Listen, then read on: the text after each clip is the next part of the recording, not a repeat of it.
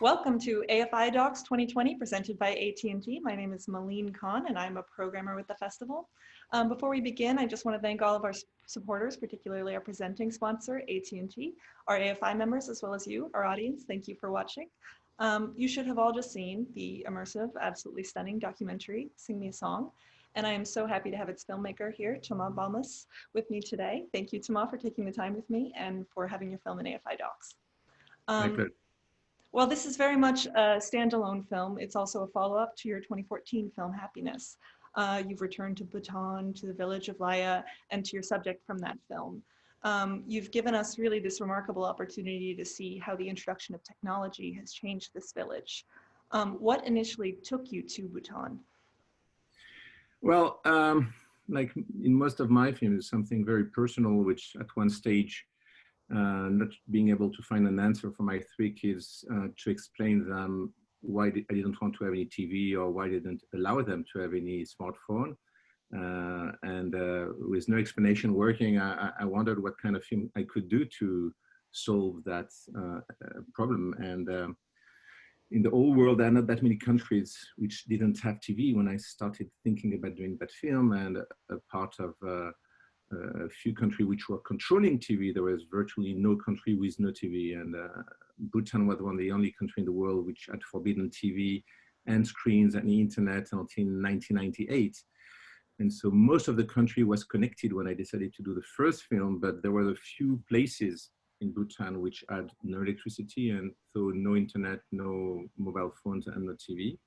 And so when I arrived in this village where virtually they were waiting for the arrival of electricity to be able to watch TV, there was only a few people in that village who had never left the village, including my main character, who had always been living there. He was 7 years old at the time and he had never left the village. So I felt that the idea of, instead of doing something with a lot of interviews, and which is not my style of filmmaking, but just following the life of someone from absolutely no connection to this technology to the arrival of electricity, television, internet, and the mobile phones could be an interesting thing to do.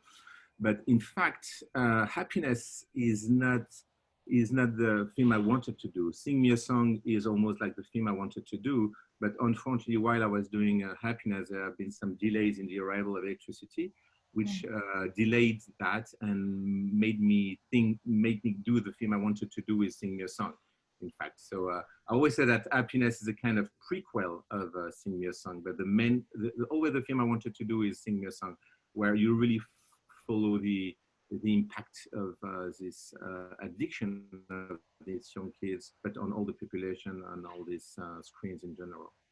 So did you know then that you would return to the village to just follow up? I didn't know for sure, but really one day I woke up, and this is really how it happened. I was working on another project which finally didn't happen, and I ended up just having a dream and saying maybe I should go back. And it was on a Sunday, and on the next Friday, I was in Bhutan. And when I arrived, the first thing I saw was all these monks on these mobiles praying and just playing at the same time. And I just shot a few images and came back and cut a trailer and show it to a few of my partners and with participants who was very excited with trailer. We decided to do the film, and this happened very quickly and very smoothly, and it was a great pleasure to do that film. Everything went so smooth that I didn't know at all what I would get. Really, the starting point was just seeing these monks playing with their mobile phones and praying at the same time. The contradiction of these two things happening at the same time. And just this picture was enough for me to start the project. I didn't know about the love story. I didn't know about him leaving the monastery. I didn't know about none of the things which happened in the film. So all that came up later on and was not in any treatment or any proposal. And this is something I'm very thankful to all the people who are helping me to do my film, that they're allowing me and trusting on the potential of what the reality will bring up. And none of us could expect this story to happen, in fact. Yeah, it's a really shocking image seeing the monks kind of chanting and scrolling through their phones at the same time. I mean, one of the things that is striking is both that you have access to this monastery, but also that there doesn't seem to be any kind of rules in terms of when they're allowed to use their phones, or, you know, they're supposed to be immersed in this. Well, there are definitely strict rules, both for filming in a monastery, both for using a mobile phone and all that. And when the teachers are really around, they don't use their mobile. But as soon as the teachers are not around the young monks, they just take out their mobile from their wardrobe, and they just, all of them have a mobile and spend the day. So it's like a kind of not seen, not coked, and they are trying to just as much as they can do that. But the thing is that even the head lama and the teachers, they are themselves a bit addicted to the same game. So they're like not that tough with trying to regulate that. In the reality, I would say that the whole country does have a same kind of relationship with the mobile. Bhutan went from no relationship at all with their screens to the biggest addiction and use in all Asia. So I don't have the exact number of hours they spend per day, but it's more than Korea, more than China, more than Japan. So just, and this country use a lot their mobile. So it's really crazy. They went from nothing to real addiction.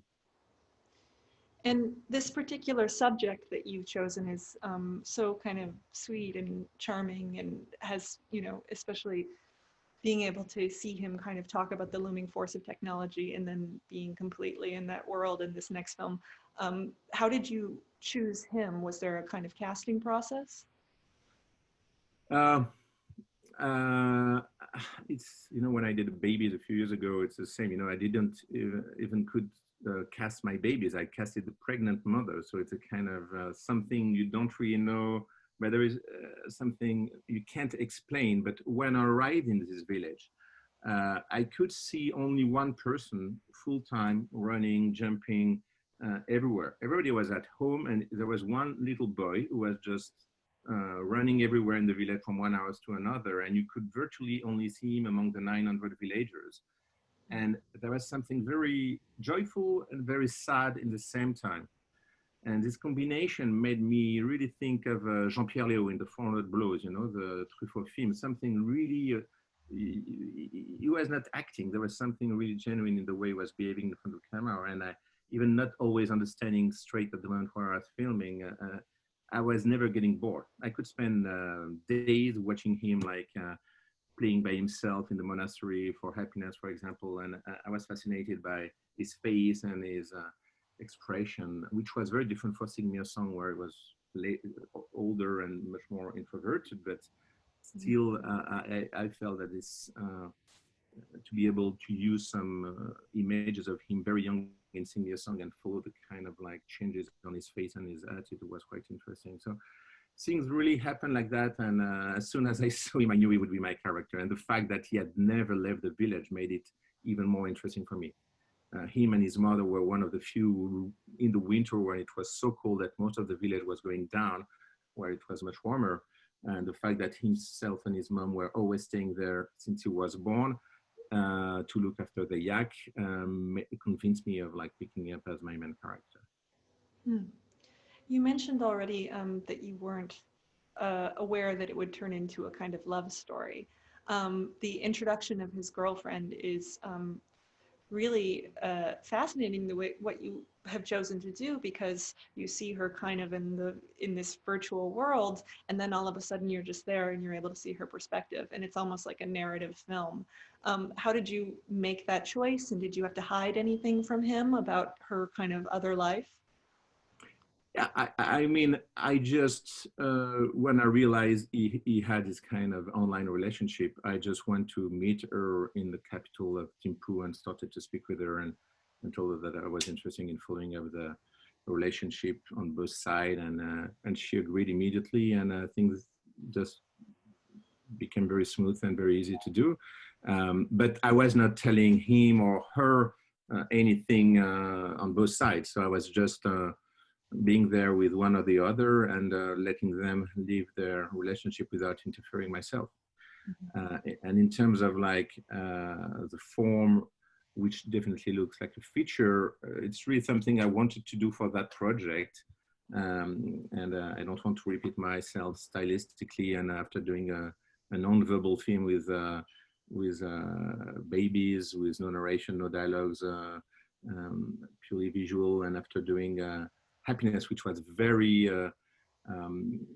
very slow and almost like a photographic experimental project, I felt like doing something which could be very easily watchable by younger generation and use the kind of tools which they are used to in terms of like with the music, with the framing, with the cut, with the editing, with everything we used is more with the flashback, with is more like kind of tool you usually do use in the future. So we use all the tools you usually in the future in a real docs, and I like to play with this kind of rules and try to be in between things. Mm-hmm. And there is, you know, such a distinct visual style. I mean, you said you used all the tools that you would use with a narrative film.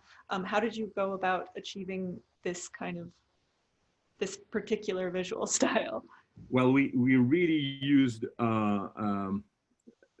lenses and cameras, which I don't think any documentaries have ever used. We were working with some Cook prime lens anamorphic, which are like 20 kilos, like which very heavy equipment, and which on a big screen are quite impressive if you watch it on big screen, allowing us also to shoot with very low light. At no moment we were always like open 1.3, 1.5, and we didn't need any extra light. So it allowed us to be, on one hand, very heavy, but on another, not disturbing too much with any equipment or no, we never used any additional light except from some candles. And the whole thing is always on stand. It's very very little handheld, and which is something I'm doing a lot in all of my films, and always try to have both characters in the same frame and allowing them to have a conversation without cutting as much as possible and having all the dialogues happening inside of that panoramic framing, which was something new to me. I'd never done any anamorphic shot, and it was very exciting, and I think I'm going to keep on working this way from now on. So, and we had a kind of big crew, and we had also multiple people helping me in Bhutan, allowing us all the time to be with the different characters and anticipate everything which would happen, so we could like potentially fly there in advance to be there when something would happen, when he was about to leave the monastery, when he was about to do that. I was not spending like the 3 years of the shoot in Bhutan myself. I just made the various trips, but I had someone there all the time telling me, well, he's speaking about doing that. I think it's worth for you to come. And so I was like, so we could be, we had a kind of full-time contact with some local fixer who could allow us to anticipate the different things which would happen. Did you feel any impact bringing this large crew into this small village? Not really. I mean, the fact of having done Happiness already on 3 years shoot before everybody knew me, they already been, even the other monks, they knew about me shooting, and they are like fully used of my presence. And so I would say the big impact is that now the main character, Peyangki, enjoyed so much being part of that project that now he wants to become a filmmaker part-time, and is putting all the other monks in different roles and doing some kind of kung fu movie inside of the monastery with him acting like a Bollywood actors, and he's doing some video clip music, and so he's very creative, and he is the one who's directing everybody and doing a lot of stuff like that. Is he reaching out to you for filmmaker advice? Not really, but he's sending me some small clips he's doing, which are hilarious and very funny, using a lot of artificial cuts with like solving like that, stars and everything. It's like, it's not very sober. So then I assume they've seen both of your films. Sorry? Yeah, he has seen all of, and not only this one, but he's seen other of my films. But he's never really reacted beside just like if he was looking at some pictures of himself, you know, younger, and but there is not a kind of opinion about what the whole film as a structure does. Say it's very complicated to have some kind of reaction on the whole film. So it's funny when he's doing that, or I like that. But the whole monastery saw the film, the whole monks, and didn't really start a kind of big discussion on their relationship with mobile, which is not the case in other places in Thimphu where I showed the film. So hopefully it's also, when you're too close from something, it is difficult to look at it. So I think maybe some other people in Bhutan, and this is my plan also, is that the film could circulate from in different communities so that people could start speaking about their relationship with mobile. I mean, there have been some kind of concern at the very beginning of the arrival of these channels by some politicians about what were the benefit for the country to get all these images arriving in the country. But very quickly there were some protests about, we are not North Korea, we want total freedom and being able to watch whatever we want, and we don't want any control on what we watch or what we don't watch. So it's always very tricky and complicated to start to bring up rules and regulations. Even if you have to understand that when first TV network arrived in Bhutan, the only two programs that the Bhutanese were watching were porn and American wrestling. This was like the two favorite programs they liked, you know. So this is what brought some kind of concern. But even with that, after being banned for a while, they just, because you can control the internet, they just, okay, let it go and whatever, you know. And but this is also the idea, not only in Bhutan, but worldwide, if this film can be seen by younger generation and by parents, and like, I don't know if you have a kid, but this is, I would say, even very complicated subject, which is totally universal, is what is the right kind of time relationship and length relationship we can let our kids have, but also adults with these different kind of tools. If this can potentially bring up a few discussions, this would be something I would be very happy about, because this is the main reason I made this film. And kind of on that topic as well, we're now in this particular moment with COVID-19 where everyone is kind of turning to technology. And you know, someone who's clearly given so much thought about our relationship to it, what is this like for you? How are you experiencing this? Well, I mean, I'm not thinking, it's just a question of like, especially for younger generation. I had my first iPhone, I was like 35 years old, you know, I'm 15 now. But when you have like younger generation who have never had the kind of time to start reading or experimenting things which deserve a little more of attention, my huge concern is it's more and more difficult for them to start things which need a little bit more of the concentration, and either it's to play an instrument or to do anything artistic or creative or read or concentrate. And I definitely think that a multitasking thing of just not only having one, but one or two or three screens at the same time for all this younger generation is very problematic. And I'm always amazed about how little discussion it brings up, how little films are being made on the subject, how little articles are being written on that, and how little concern the school has with all that. You know, my kids, even all the work has to be done on computers. So whatever you're trying to control, everything has to be done on computer. So you the relationship with handwriting is almost dying, you know, and I think it's problematic. And I think at one stage, and it's interesting to see that all the people from the Silicon Valley, from Facebook, from Google, and they all bring their kids to Montessori school where they just don't have any iPad, don't have any computer. So they know the kind of potential dangers of this kind of addiction and what it can bring, because they are making this content. And so I always say, just watch where these people send their kids, you know, and they don't send them to hyper tech schools, but just to Steiner, Montessori, and places where you have as little technology as you can. Do you think that you'll return to see him again in another few years? I mean, I have no idea. I didn't know after I finished Happiness that I would Sing Me a Song, so I don't want to say no, but it's not planned yet. But if ever I'm hearing from him and I feel that there is something which could be worth to do, why not? I don't know, but yeah. I definitely going to do other things in between. So let's see in a few years what's going on. But I have no plans yet. Maybe it'll be a full-on movie studio by then. Yeah, maybe, yeah, exactly. And we can do a kind of 7-Up series like what was done in the UK in the 60s. Oh yeah, absolutely. Well, thank you, Thomas, so much for taking the time to speak with me today. We're so pleased to have your film in the festival. Thank you so much. Bye-bye. Bye.